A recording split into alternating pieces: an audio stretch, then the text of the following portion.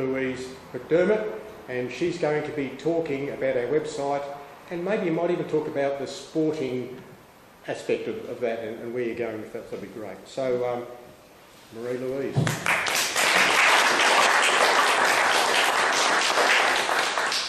Thank you. Yes, so I'm going to be looking at our website and perhaps a bit beyond the current draft one that some of you have had a look at. And just, yep. So this is the part that the front page, the home page that you will have seen in our current draft website, hoping to go live for our 25th anniversary, so that'll be good. The colour scheme, to start with, this picture was one of the deciding factors. To go orange for the clay and the brickworks and blue for the sky and the river and the lake seemed like a really obvious idea, so that's what I did. Someday, oh sorry, back.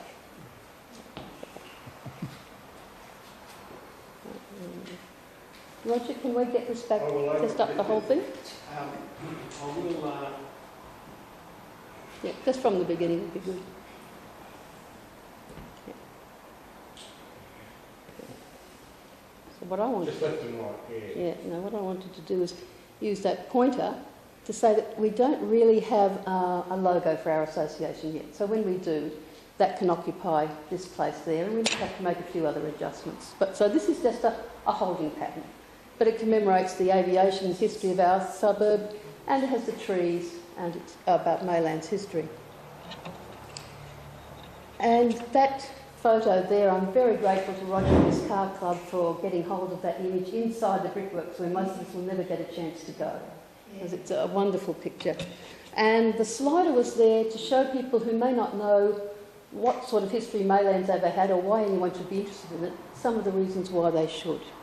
So the brickworks was obviously a big part of that.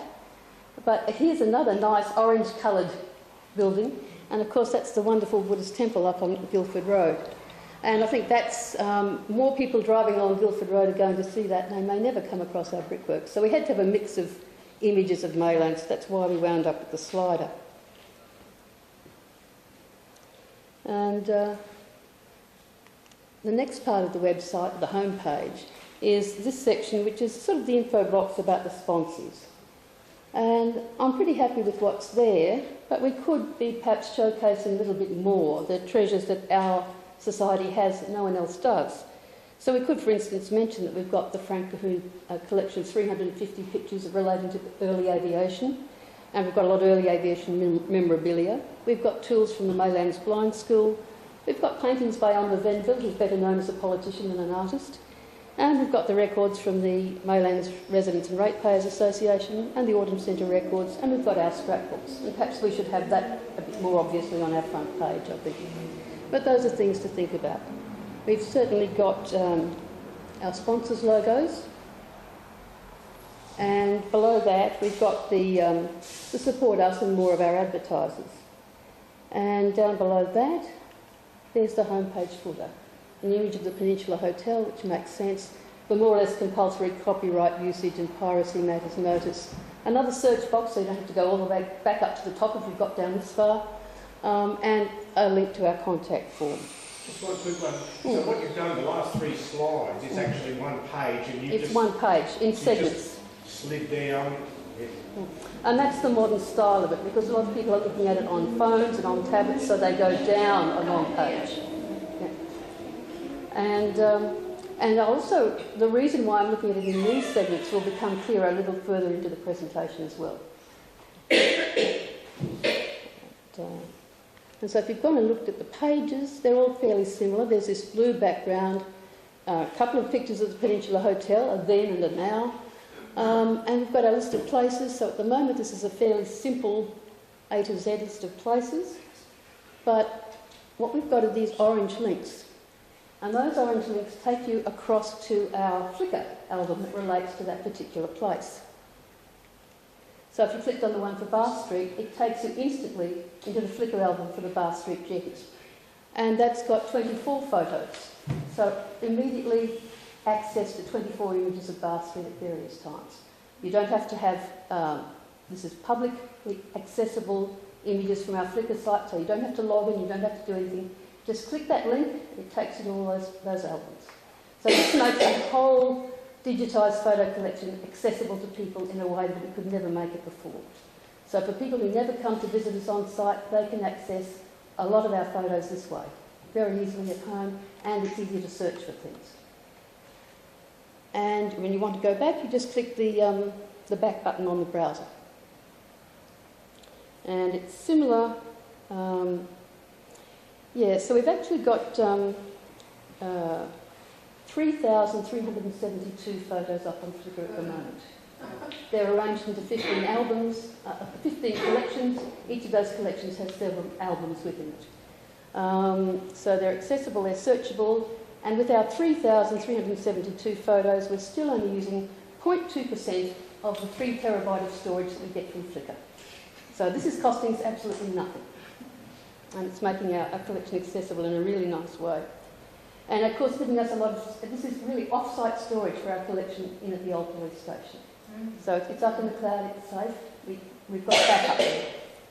But the good news is thanks to Pamela, we've got about 3,000 more photos to go. And Pamela digitises almost at the speed of light. But then there has to do a bit of photo editing. I've been doing that in iPhoto. Then you upload it to Flickr. Then you create the Flickr entry, the title, the description. You put it in albums, you give it tags, you set permissions. If I do that as a one-off, haven't done it for a while, it can take me up to 4 minutes to do that. So it takes, you get smarter if you do things in a big batch. You can sort of batch upload them, you can do batch editing, but if you're doing them as one-off, it can be 4 minutes per photo. So you don't want to do them as batch-offs. And it may take us a little while to catch up with what Pamela's already digitised. But at least we've got 3,000 up there already. And we also need to start doing a bit more to record the provenance of our photos. So a lot of them are going to be recorded as gift of anonymous donor. We don't know exactly where all of our photos came from. And some of them we'll just have to assume that the original image is retained by the copyright owner or holder. Our streetscapes are working the same way. So we've got an A to Z list. And then if you went down to Caledonian and you click the orange link from there, it would take you to the Caledonian Avenue album on Flickr. We can't see all of that, but if you looked...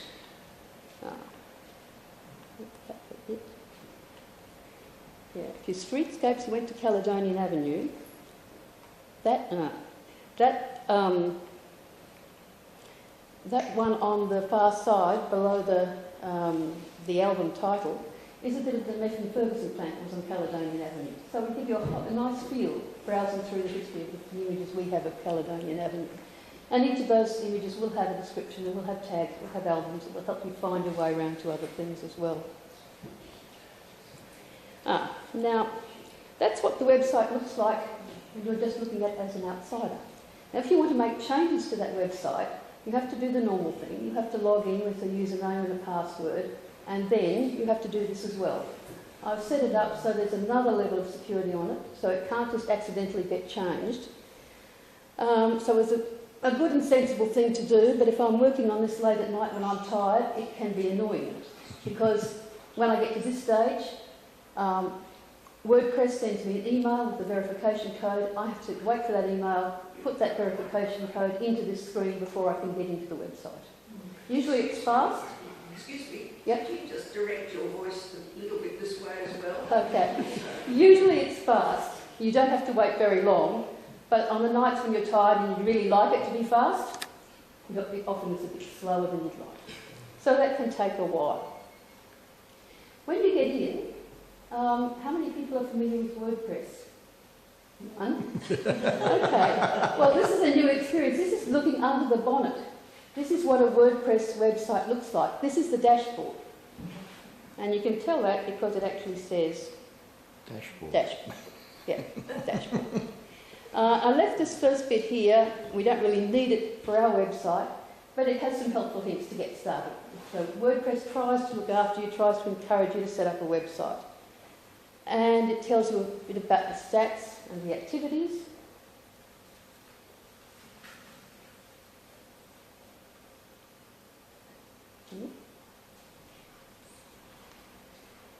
And remember on the home page we had a row of menus? How do you get a row of menus? Well, basically, you tell it how to make a menu. And you can see here you have a list on the right-hand side of pages and posts and places and people and topics. And you choose from those, you say add them to the menu, and then you just drag them across, and you drag them across to the menu and indent them if you want them to sit under something else. So you can change things around that easily. If they're where you don't want them, you move them up and down. If you decide you don't want them at all, you just drag them off the menu. So that's how you make menus. So that's quite easy. The 5 things are slightly different. What are called pages are for the evergreen sorts of information, the bit that stays true for a long time. So things like the mission of the association, that would be a page, it stays true for a long time. Our meeting arrangements, they stay true for a long time. Posts are for more ephemeral news, more the sort of thing you might put on our Facebook page as well. Interesting for a little while, not very long lasting. And we've already looked at the streetscape page and the places page. They were in the type of thing that's called places. We have another type of thing that's called people and another one that's called topics. Now, how that front page gets to look the way it is controlled by the appearance menu and by things that are called widgets. And again, on this side of the page, you can see a list of available widgets, and they include things like calendar and audio and categories, you can have menus, and like the slider, that's a widget. Again, to put a widget on your page, you drag it across to the section of the page where you want it to be. So you can see this thinks of your home page in distinct sections, which is why I was introducing it that way. So the header part above the menu, that's where a search box is. That's because the search widget has been dragged into the header part on this page. And again, we've got our the slider box is dragged into the position there. Those 4 boxes down the bottom, picture of the Peninsula Hotel, the copyright notice, the search box and the contact form, those are footers 1, 2, 3 and 4. So because we've chosen a particular theme for our WordPress site, it structures that home page. It creates pigeonholes that we can fill up with various things. So that's what we do. You drag in widgets and we put pictures into the slider and then it works. And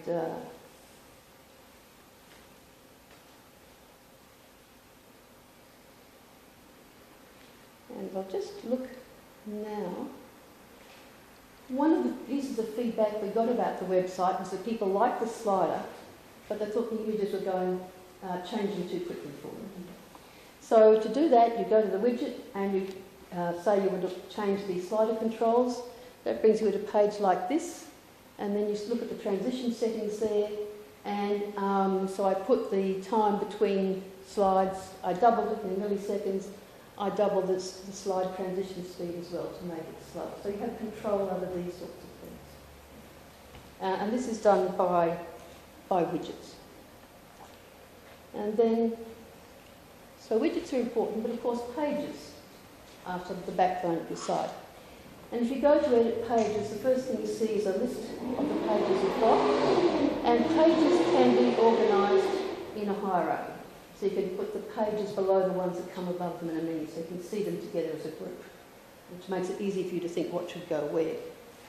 And you can search the pages. You can see we've got 45, I think, up, and 45 published. We've got 1 in draft, and I've trashed 13 on the way through. So, they're still there. And if you want to edit a page, there are about 3 different ways you can edit a page. So this is the first one. What we're looking at here, you can see there's a tab there. That tab says Visual. So we're in the Visual Editor. So it's pretty much like editing a word processing document. Not very different. We've got similar sort of controls about centering and alignment and bold and italics and all of those things. And it's not very different to doing it on a word processing page. Except you can see over here,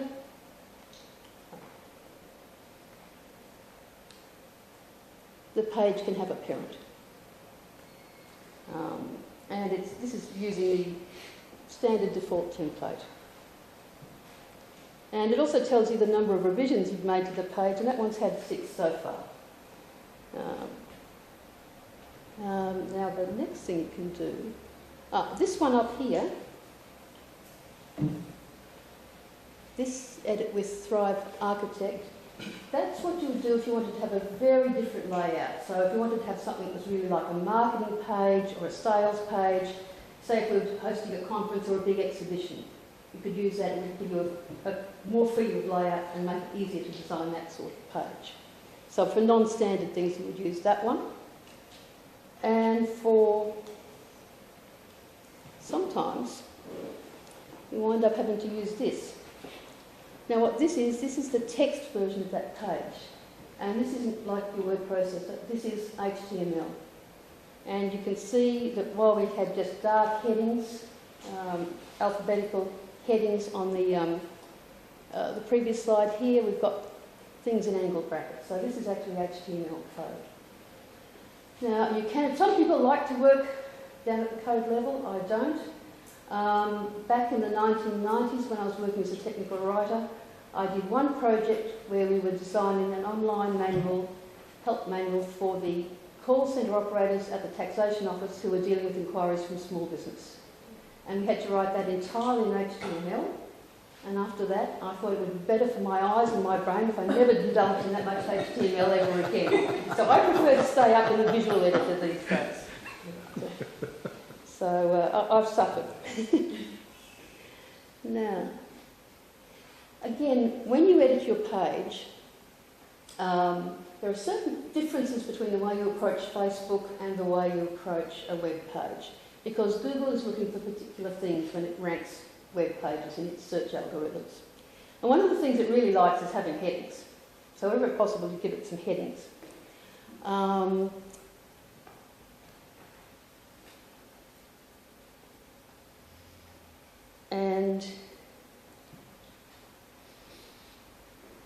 So you're trying to make it, it's got two jobs. It's got to be appealing to the person who comes to the page to use it, and you also want it to be helpful to the Google search algorithm. But if there's a disparity between the two things, you've got to make it give priority to the people rather than to the search engine.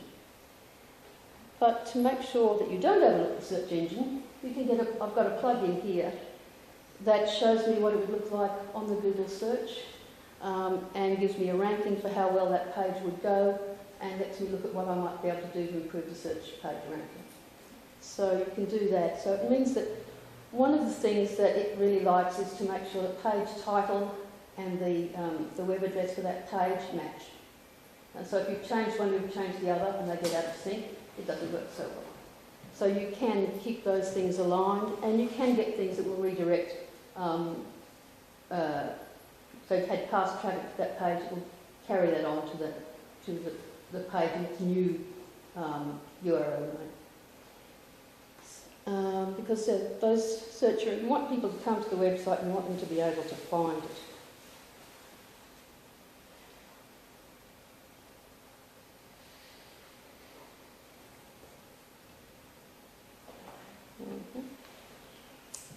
But the next one is looking at these custom page types. So we had the pages, we had the posts, and we also had the people, the places, and the topics.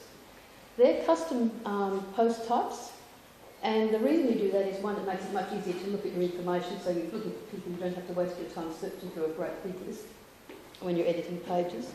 And the other reason is that here, we can connect a page to a place. We can connect a place to a person. And that's not so important when you're looking at this A to Z listing. But if we created a page about Aerodrome Park, then we could have a link from that page to all the people who are connected with that. So this idea, these are, I'm just doing high-level ones while we get started. And the idea is, in the end, we won't just have a Flickr link, we also have a link to our own page about that particular place. And that place can be linked directly to the people. At the end of that page, it will tell you about all the people the names of all the people who were there, and let you link immediately to information about those people. So, and similarly, if we have a look at our A to Z of people, we can connect the people back to place. So place is our central organiser. We're the mainland historical society, so it's about place. So places can link to people and topics. Topics or people can link back to a place. And you can see there's a lot of pages that we need to start filling about each of our people and places. Now, on the home page we had pictures, images that you could see. In order to get an image onto the page, first of all you have to upload it to the media library for your WordPress site. And you can see, you can recognise all of those images from the front page. That's because one of the big beautiful things about Flickr is we don't have to have the 3,000, 6,000 images on our WordPress site. They're off stored on Flickr, where they're much easier to search and find and navigate.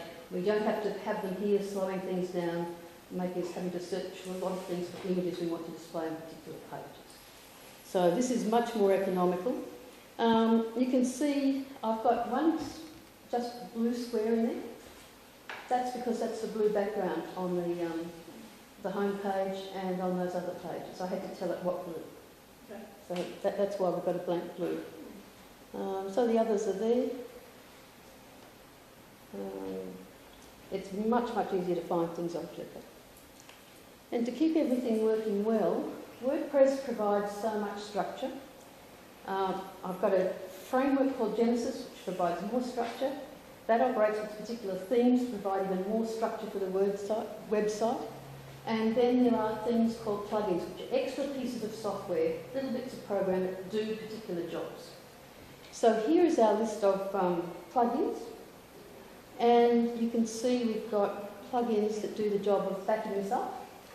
So it gets backed up automatically. It goes to an off-site storage. So we have off-site storage for our website. So we're not at risk of losing anything. Anything happened to our website, we can restore it very quickly. We have, there's the Genesis slider. So the widget calls on this plugin to do that job. Gravity Forms gives us our contact form and it's linked to a MailChimp site. iThemes Security Pro gives us security for the website. And it gives, I get daily reports on the need for backups, on any security issues, any need for updates at all. And the beauty of that is that this thing here, iThemes Sync, it gives me a consolidated report on the 3 websites that my company is currently supporting on our hosting site. And I can just go there and I can do all the updates from one place. So I don't have to log on to every separate website to do every separate little update. So that's a major sanity saver. This one is the one that lets us link the places to the people, places to the topics, the people to the places, etc. And then this one optimises it for the host that we're currently using. And that's sort of still going on the list of plugins here. So we've got some icons, we've got another piece of security. That's the Thrive Architect visual editor. The spell check is not built into WordPress.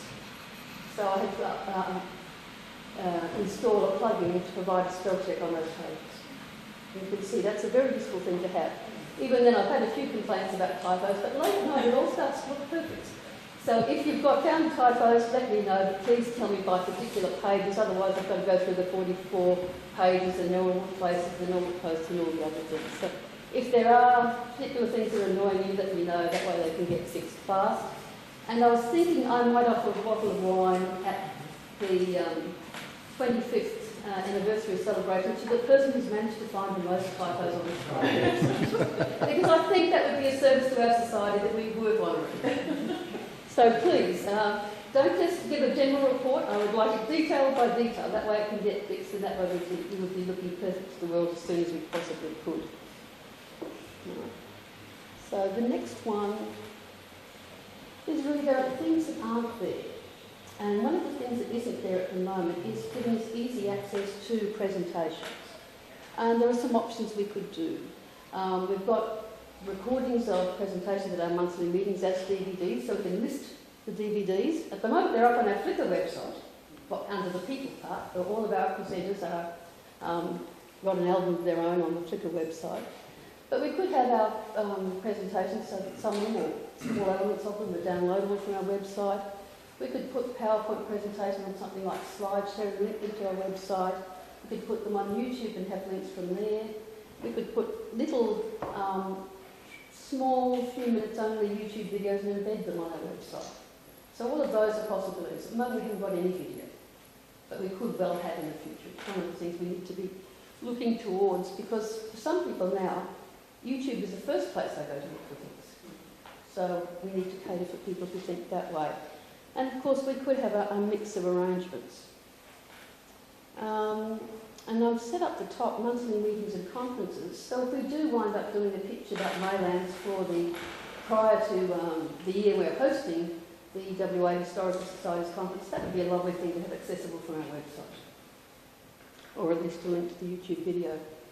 And then things like the conference papers, the papers that John and I worked on that I presented to the July conference in Sydney of the Australian Society for Sports History.